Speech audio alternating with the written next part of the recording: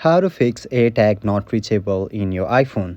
So first and foremost method is to going near towards your AirTag. That's the basic way.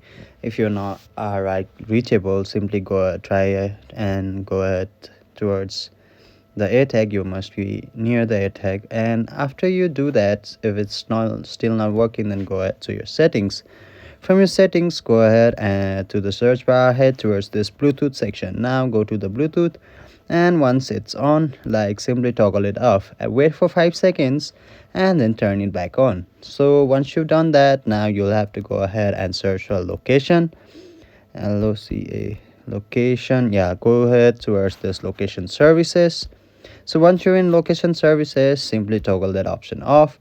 So it will ask for verification. So also wait for 5 seconds here as well. Once you've done that, simply toggle it back on.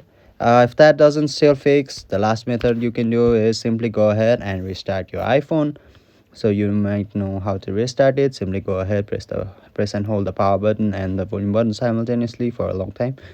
And then that might fix your issue. So hopefully this video helps. Thank you.